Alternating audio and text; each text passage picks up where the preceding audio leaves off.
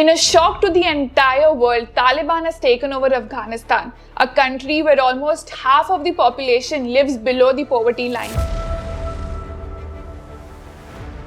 Afghanistan over the years has seen foreign invasion, civil war, insurgency and oppressive rule. And because of all this, it is today one of the poorest nations in the world. It has high level of mortality, corruption, foreign control, illegal trade, poverty and overall lack of infrastructure. Today, let's look at Afghanistan from not a political but an economic standpoint. In today's video, we will talk about the current economic situation in Afghanistan, foreign aid received by the country, how Taliban earns its income, Afghanistan's natural resources, and what does the future hold for the country. Afghanistan is plagued with poverty and unemployment. 34% of the total population actually lives on less than 140 rupees or $1.9 per day. Afghanistan also has the lowest per capita GDP amongst all its neighbors, and this is because the country is heavily reliant on low productivity employment. The unemployment rate also stands very high at almost 11%. Only 12% of the total land in Afghanistan is arable, and that actually supports 70% of the total population. Because of all these reasons, a lot of people in Afghanistan work in the shadow economy of illicit drugs, extortion and other illegal businesses. Afghanistan also has security issues, corruption and political instability, which have all held back the development of private sector in Afghanistan. Afghanistan today ranks 173 out of the total 190 countries surveyed by the World Bank in doing business survey. Hence, it comes at no shock that the country is heavily dependent on foreign aid. According to World Bank estimates, 22% of the total gross national income of Afghanistan, which is not exactly the same as GDP but very close to it, is actually foreign aid or development aid received from outside the country. Now, about 80% of the total Afghani government's budget is actually funded by foreign aid. And of the total foreign aid received by the country, United States actually contributes to 47% of it. Since 1997, this is the total amount of foreign aid received by Afghanistan. And in the 2016 Afghanistan Donor Conference, countries had pledged $15 billion of funding for Afghanistan in the next 4 years. In 2020, the same conference was held and about 70 countries and other humanitarian organizations pledged $12 billion to Afghanistan in the next 4 years till 2024.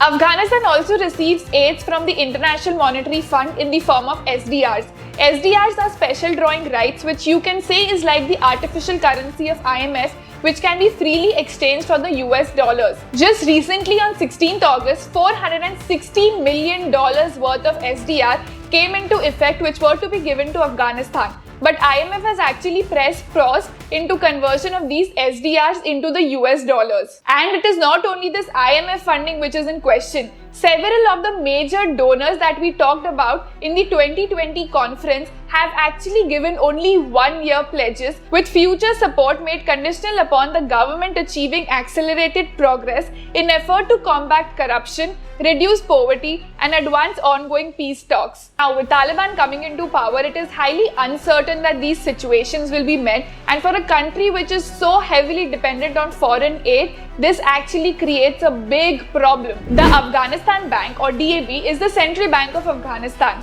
DAB has total assets worth almost $10 billion, and the DAB governor recently tweeted the breakdown of these assets.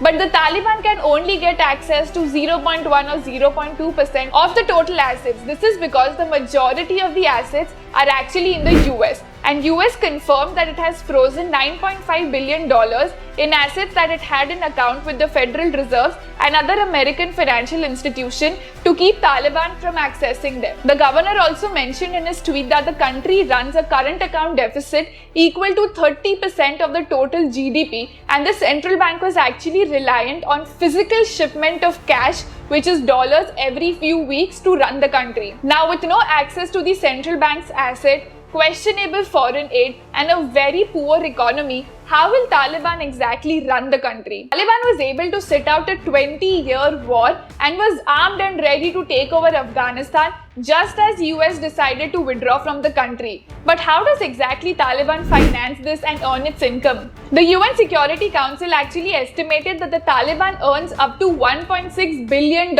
annually. But this number is something which is difficult to estimate because a major portion of this money comes from external financial support, including donation from wealthy individuals and a network of non-government charitable organizations. Apart from this, the Taliban also earns from drug trades. It is estimated that around 80% of the global supply of heroin and opium actually comes from Afghanistan. But even a larger portion of the Taliban's earning is from collection of taxes from the Taliban-controlled area, criminal activity and mineral exploitation. According to the UN reports, the Taliban earned a total of $464 million from the mining sector in 2020. From all the income sources that the Taliban currently has, a lot of them will have to be curbed in order to maintain peaceful international relations and have political stability in the country. Running a country is a very different ballgame than running an organization, and Taliban has a very difficult road ahead of it. The country's currency, Afghan Afghani, has already depreciated from 80 per dollar to 86 per dollar in the last few days.